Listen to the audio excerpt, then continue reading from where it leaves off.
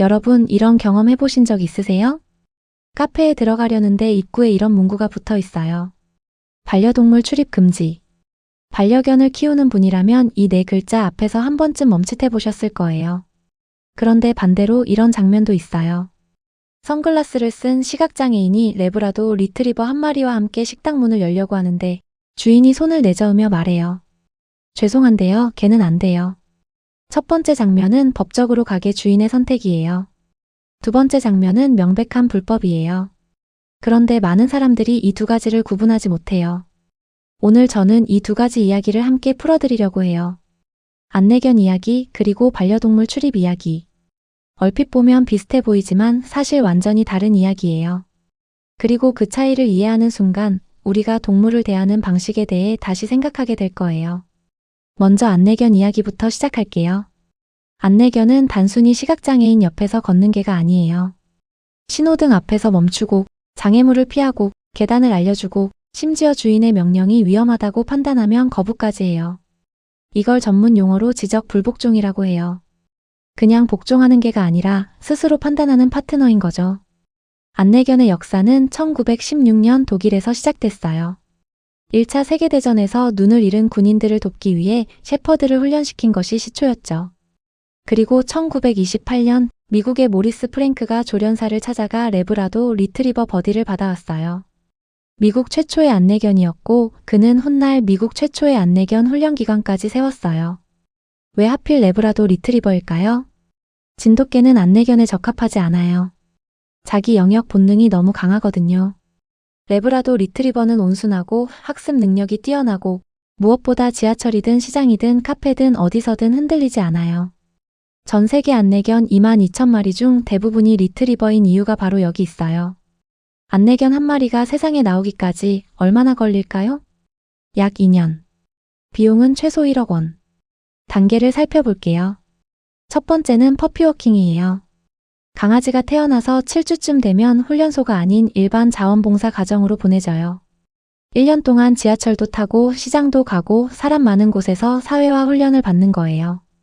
그런데 퍼피워킹 자원봉사자들에겐 아주 힘든 순간이 기다리고 있어요.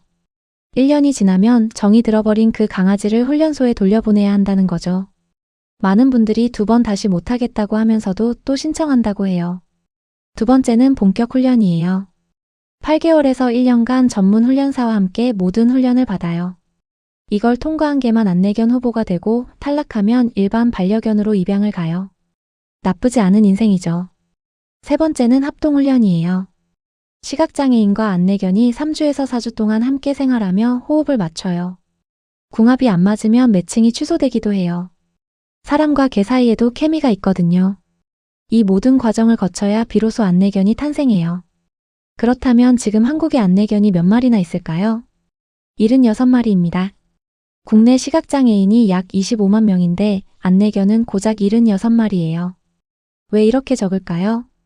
첫째, 양성기관이 2곳뿐이에요.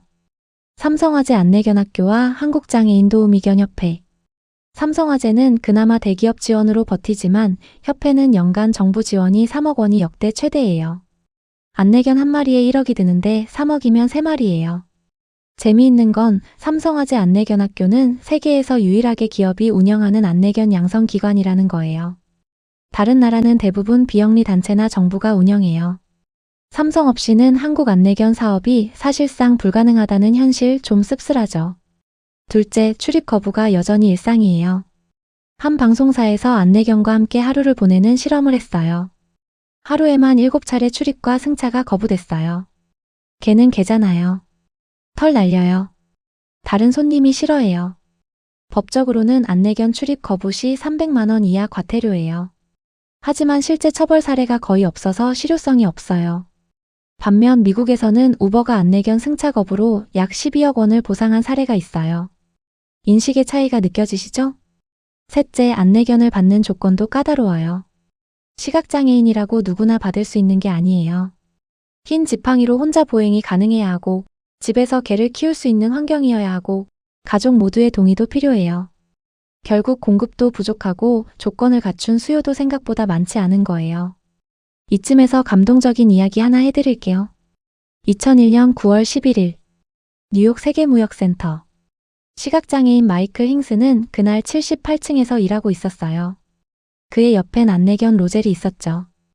비행기가 건물을 들이받는 순간 수백 명이 패닉 상태에 빠졌어요. 연기, 먼지, 비명이 가득한 아수라장. 그 속에서 로젤은 흔들리지 않았어요. 78층부터 지상까지 수백 명이 뛰는 계단 사이를 차분하게 내려갔어요. 둘은 무사히 탈출했고 로젤은 2002년 용감한 동물상 금메달 1호를 받았어요. 한국에도 유명한 안내견이 있어요. 1972년 이만수 교수가 미국 유학을 마치고 shepherd종 안내견 사라와 귀국한 게 한국 최초의 안내견이었어요. 그리고 1994년 삼성화재 안내견 학교에서 레브라도 리트리버 바다가 탄생하면서 본격적인 한국 안내견의 역사가 시작됐죠. 안내견들은 은퇴 후 비로소 처음으로 평범한 반려견이 되어 평생 일하고 훈련받고 집중하다가 노년에야 처음으로 마음껏 뛰어놀게 되는 거예요. 참 많이 수고했다 싶지 않으세요? 자, 이제 두 번째 이야기예요. 2026년 3월 1일. 바로 얼마 전이에요. 이날부터 우리나라 음식점과 카페에 반려동물을 데리고 들어가는 게 공식적으로 허용됐어요. 물론 조건이 있어요. 칸막이나 울타리를 설치해야 하고 출입구에 안내문을 붙여야 하고 동물 전용 케이지나 목줄거리도 갖춰야 해요. 그리고 강제가 아닌 선택이에요. 가게 주인이 허용하면 되고 허용하지 않아도 돼요. 이 법이 나오기까지 꽤 오랜 갈등이 있었어요. 반려인들은 반려동물도 가족인데 왜 함께 못 가냐고 했고 비반려인들은 털, 냄새, 알레르기 문제가 있다고 했어요. 그리고 가게 주인들은 양쪽 눈치를 다 봐야 했죠. 특히 소상공인들의 반발이 컸어요. 대형 프랜차이즈는 넓은 공간에 시설 갖추기 쉽지만 작은 가게는 칸막이 하나 세울 공간도 없는 경우가 많거든요. 법이 대기업에게만 유리한 구조가 됐다는 비판도 나왔어요. 아이러니한 일도 벌어졌어요. 법이 시행되자 오히려 기존의 반려동물을 몰래 허용하던 카페들이 출입을 막기 시작했어요. SNS의 규정 하나라도 어기면 영업정지라는 잘못된 정보가 퍼지면서 반려동물 출입을 허용하려고 만든 법이 되래 노폐존을 양산하는 상황이 벌어진 거예요. 흥미롭게도 식약처 관계자도 미국 등 외국에서도 식당에 반려동물을 출입하는 나라는 많지 않다고 직접 언급했어요. 반려동물 출입이 자유로운 나라는 유럽 일부 국가들이고 미국, 일본, 한국 모두 나름의 규제 속에서 조금씩 허용 범위를 넓혀가는 중이에요. 한국은 이제 막 첫걸음을 뗀 단계인 거죠. 자, 이쯤에서 처음 질문으로 돌아와 볼게요. 안내견과 반려동물 무엇이 다를까요? 반려동물은 주인이 데리고 다니는 개인의 선택이에요. 가게 주인도 허용 여부를 선택할 수 있어요. 여기서는 서로의 선택을 존중하는 게 핵심이에요. 하지만 안내견은 달라요. 안내견은 시각장애인의 신체 일부예요. 안내견 출입을 거부하는 건 휠체어 탄 사람한테 휠체어 끌고 들어오지 마세요 라고 하는 것과 같아요. 선택의 문제가 아니라 권리의 문제예요. 그래서 법도 다르게 규정하고 있어요. 반려동물 출입은 가게 주인이 선택할 수 있어요. 하지만 안내견 출입 거부는 300만 원 이하 과태료가 붙는 불법이에요. 이 차이를 아는 것만으로도 우리 사회가 조금 더 나아질 수 있어요. 오늘 두 가지 이야기를 해드렸어요. 1억 원짜리 훈련을 받고도 식당 앞에서 거부당하는 안내견. 그리고 법이 바뀌었는데도 여전히 눈치를 봐야 하는 반려견. 둘 다 결국 같은 이야기를 하고 있어요. 법보다 느린 우리의 인식.